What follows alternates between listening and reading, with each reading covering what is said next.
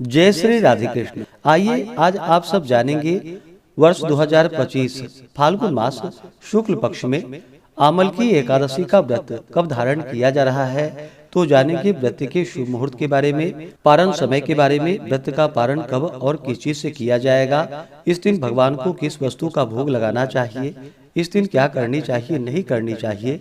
तो आइए जानते हैं इन सबों के बारे में।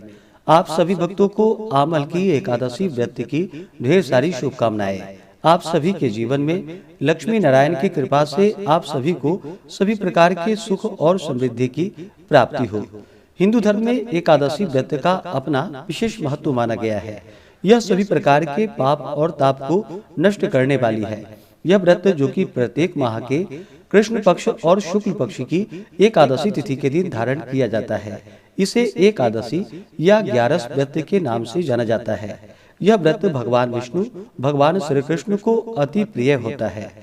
प्रत्येक एकादशी व्रत का अपना अपना विशेष महत्व होता है।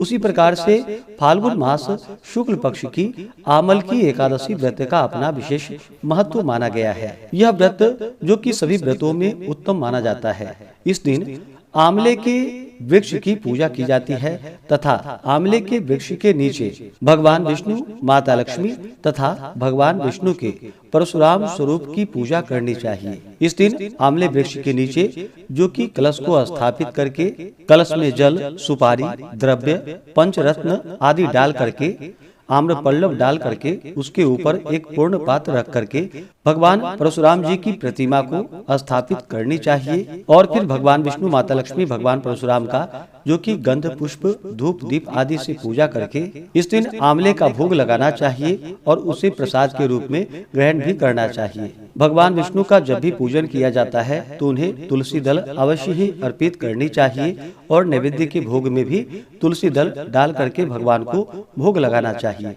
इससे भगवान अपने भक्तों पर अति प्रसन्न होते हैं। एकादशी का व्रत दिन रात्रि उपवास रहते हुए धारण करना चाहिए। जो उपवास ना रह पाए, जिनका स्वास्थ्य सही ना हो, तो आप एक समय फलाहार ग्रहण करके व्रत को धारण करें। इस दिन भगवान का सुबह और शाम के वक्त पूरे विधि विधान के साथ पूजन करें। इस दौरान कथा श्रवण करें, भगवान के स्तोत्र, चालीसा आदि का पाठ या श्रवण करें, भगवान की आरती करें और अगले दिन जाकर के फिर व्रत का पारण किया जाता है। तो आइए जानते हैं आमल की एकादशी व्रत के शुभ मुहूर्त पारण समय के बारे में। एकादशी तिथि प्रारंभ समय 9 मार्च 2025 दिन रविवार सुबह 7:47 और एकादशी तिथि की जो समाप्ति है वह 10 मार्च 2025 दिन सोमवार सुबह 7:46 पे एकादशी तिथि की समाप्ति है। तो सूर्योदय व्यापनी के अनुसार द्वादशी युक्त एकादशी का व्रत सभी भक्तजन 10 मार्च 2025 दिन सोमवार को धारण करेंगे। व्रत का पारण हरिवासर में नहीं करनी चाहिए। हरिवासर का समय द्वादशी तिथि का पहला चौथाई हिस्सा हरिवासर का होता है। तो द्वादशी तिथि की जो समाप्ति है वह 11 मार्च 2025 दिन मंगलवार सुबह 8:15 पे द्वादशी तिथि की समाप्ति है। तो व्रत का पारण 11 मार्च को सुबह 6:35 से सुबह 8:13 तक सभी भक्तजन व्रत का पारण कर लेंगे। आमल की एकादशी व्रत का पारण गोदधना पारणम यानी कि गाय के दूध के दही से इस व्रत का पारण है। यह संभव ना हो तो आप जल, फल या तुलसी दल से व्रत का पारण करें।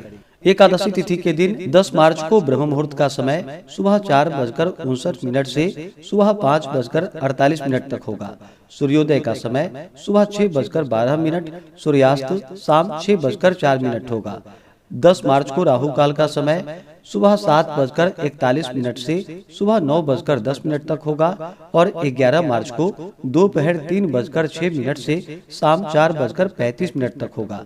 राहु काल समय के दौरान कोई भी शुभ कार्य या नया कार्य नहीं करना चाहिए, इस बात का ध्यान रखें।